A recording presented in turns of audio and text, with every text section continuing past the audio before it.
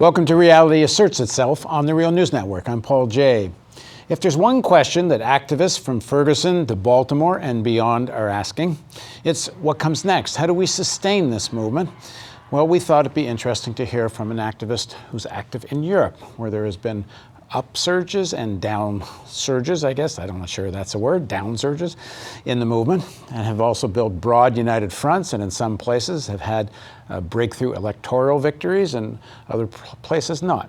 So now joining us to talk about the left movement in Europe is Catarina Príncipe. Thanks for joining us. Catarina is a social activist from Portugal. She's an organizer with Left Bloc in Portugal, De Linke in Germany, which means the left. She's written for Jacobin magazine and contributed to an anthology titled Portugal 40 Years After the Revolution. She's currently studying and living in Germany. Thanks for joining us. So, as everybody knows that watches Reality Asserts Itself, we always start with a sort of a personal backstory and then get into some of the issues, and that's what we're going to do today. So, you're born in Porto in Portugal? Exactly. And so in 1974, there is a revolution in Portugal. The Salazar dictatorship is overthrown. And that was a very big deal at that time, to have that kind of a breakthrough in Portugal. You grow up sort of with that as, I should ask you the question, how much does that imbue who you are and the culture, atmosphere you grew up in, that you were living in, revolutionary Portugal? I wasn't living properly in a revolutionary Portugal anymore. The revolutionary process ended in 75. But I think it is important to say that although the revolutionary process ended in 75, the structures of the state and of the Portuguese democracy are much influenced by it. So we come from 50 years almost of fascist dictatorship, very, very impoverished country, into a country with a functional social state, free education, free health system, universal health system. Well, and to compare that to the United States, and that's revolutionary. Okay. If you want to put it in those terms, yes, that is true. And compared to what was before under Salazar. Yes. So yeah, my generation. I normally call my generation the generation expectations, because we grew up with the idea, or in a full developed social state, and with the idea that we could study anything, do anything, had any kind of job, and like the future was there open for us. When you're a kid, university is free.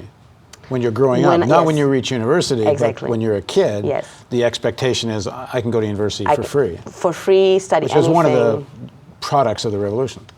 Precisely. There were universities in Portugal before the revolution, but they were mainly for a very, very small elite.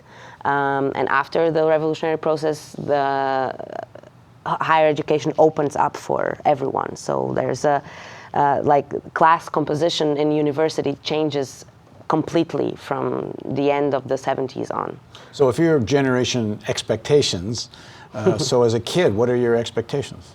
I think like what I grew up hearing from my parents, who both studied, by the way, in university, is that I would live a better life than they do. I would have more choices. I could study whatever I wanted. I would get a job in whatever I wanted. I could, the way that my life would be formed would be more to my choice and better. And this is not true, because then the problem comes the problem that arises, that when we actually come to the moment where these things are supposed to start happening, the material conditions for these things to happen, although we are the most prepared and the most educated generation in Europe ever, the material conditions for us to develop what we have studied and learned and so on are not there. So the rates of unemployment are among younger people are 40 to 60% in Southern Europe. So, yeah. Something like Baltimore. Exactly. What were the politics of your parents? How they were young when the revolution took place, but they must have been influenced one way or the other. They were young. My dad was 16. My mom was 14. My parents were never organized in a political party, at least not for a longer term. But I say, like, there's an expression in German that I like very much. It's called Bauchlings. It's people who are left from their stomach. So they are left from their stomach. So they're clearly left-wing people. Maybe not left in the sort of like having a defined ideological tradition, but left in the sense of like principles, values, ideas. And also, it is true that, of course, all the culture that arises, or the left-wing culture that arises and that spreads itself during the revolution in Portugal did influence my parents very much. They were teenagers, so that's a very important moment of forming your identity. So that, of course, influences my parents very much. So I consider my parents left-wing in this sense, but not organized. How much did they pass that on to you? I mean, some parents just never talk politics with their kids at all. They just go on with their life, and others, you know, they kind of have it in them, and they talk about it. How much is your household talking about these kinds of things? I think my household is talking a lot about it. Like, a lot of things were discussed at home since I was a kid. I remember, for example, I have a strong memory of the fall of the Berlin Wall. I was 3.5 years, but I remember it. I remember watching it on TV and my parents being home and being very happy about it, for example. So those are the kind of things. And also, there's maybe an important thing that cultural artistic production in Portugal bloomed during the revolutionary times. And so there's a lot of songs and theater plays and books that are passed from generation to generation that kind of keep the memory and the feeling of the revolutionary process alive. So both my parents play the guitar, both my parents sing, so these were also the songs that I would hear at home. Like my lullaby was the song from the most important revolutionary singer in Portugal. Oh, wait, Really? If you don't want to sing, what are the words? But you could sing too. It's a lullaby, so it's not I got kids. I need lullabies. specifically political. But oh no, I'm not gonna sing. A few words. You don't have to sing. Portuguese. Oh no! Give us a few of the words in It just Portuguese. says, And Chinese. like, What's the gist of it? It's just like sleep, my little kids, and it's just a lullaby song. But anyway, it's and that the morning star will be here tomorrow, and I will be here with you, and so on. It's just really a lullaby song. But anyway. But it has some of that optimism of the revolution. Yes, precisely.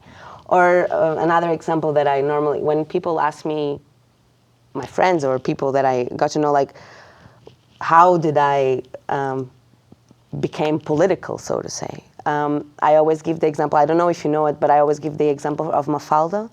Mafalda is a character from Kino. Kino is an Argentinian cartoonist, and he has this character who is a young, she's a 5-year-old girl that is like always questioning the world, and it's actually, it's comic books that are for kids, but actually they are not for kids. They're actually for adults, but kids can also read it. And I've been reading Mafalda since I remember myself. And it's very interesting because I go back, so it's like everything is there, like poverty, critique to injustice, to war, and so on. That's all very present. And even if I didn't fully get the meaning of all of what was there, it sort of grew in me. And when I go back to reading those comic books today, I still find new meanings that I didn't understand when I was a child. But so everyone now is going to go look them up on the web. Yes, do. It's really good. It's amazing. So you grow up full of expectations. The revolution is going to deliver a whole new, better life. You've grown up, obviously, with the narrative that this fascist regime, which it was overthrown, and this was a good thing. And then what happens? Because when I read your biography, I see you became a social activist at 15 years old. So, so what happens? I mean, many things happen. So the Portuguese Revolution, although, as I said before, lives like a genetic mark on what is the Portuguese democracy, the social state, and so on, and the structures of the state and the structures of the Portuguese democracy. Maybe just for a minute or two. Okay. A lot of people watching this don't even know who Salazar was or what the Portuguese dictatorship was like. So just give a sense of it.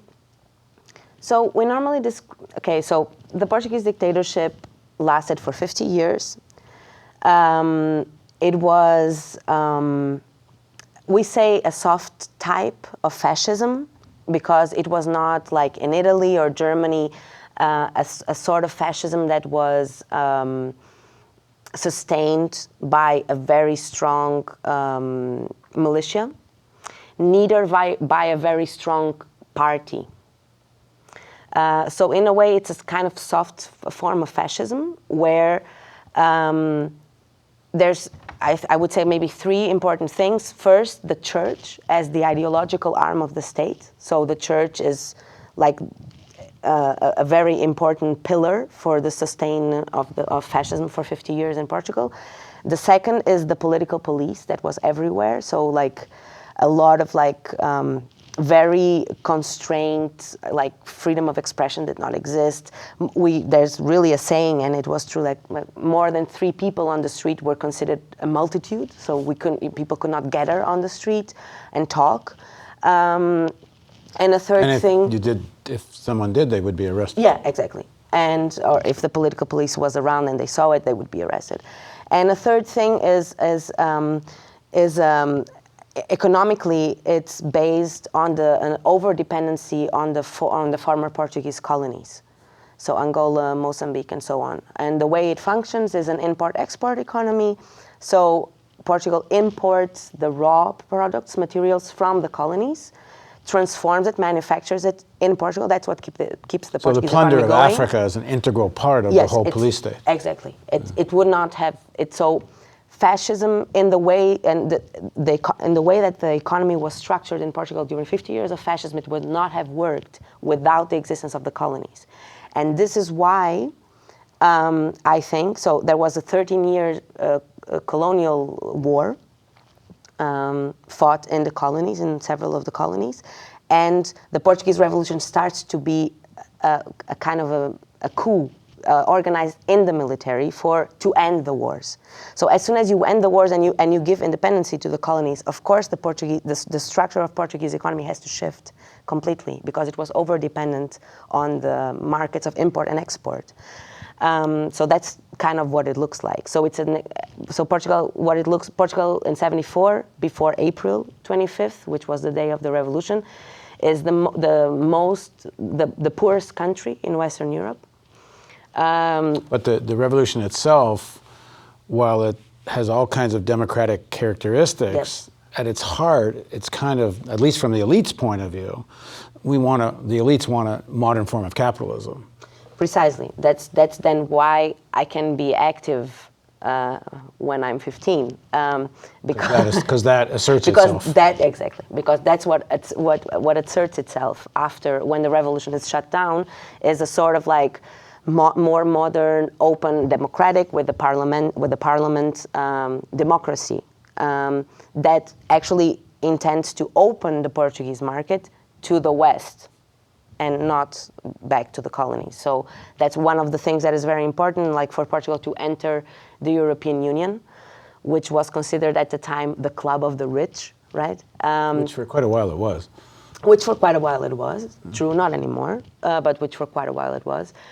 One of the things that you needed to do was to kind of like get rid of the imperialist sort of standard that Portugal still had in the 70s. So that's one of the components. So during the revolutionary process, a lot of different forces are playing and trying to win the social majorities, of course, as usual. And the one that actually, so the traditional social democracy that asserts itself is a traditional social democracy that, yes, has a very good social state, and as I said, free education, free healthcare, and so on and so forth, and a lot of labor rights. A lot that were actually fought for and conquered by this process, but also it's an opening of Portuguese economy to the West. So it's an opening to modern Western capitalism, so to say. So they needed the working classes and other yes, to be involved in this revolution, and you have all the democratic demands and yes, concessions, and then over time it's whittling them away. Yeah. Yes. So by the time you're 15. they're fairly whittled away, are they?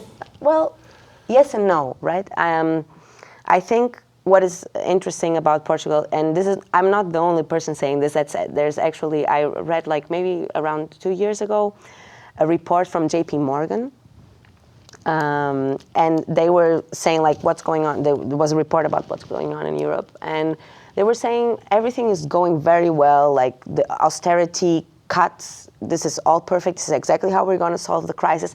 The problem is that the Southern Europe, in particular Portugal, still has the structures of a socialist country, so to say. So this is what we need to get rid of. And this means get rid of any kind of social spending. And this is what austerity is all about. Exactly, and that is what austerity is all about. It's to lower down as much as possible all social and labor rights, because there's also a lot of labor rights. And that's what, for example, what JP Morgan was also saying, was like, you know, trade unions have way too much influence, and they have way too much power in Portugal. Like, there's a minimum wage, there is the right, there are political strikes. People can do general strikes. You know, this is exactly where we have to go. This is what we need to tear down.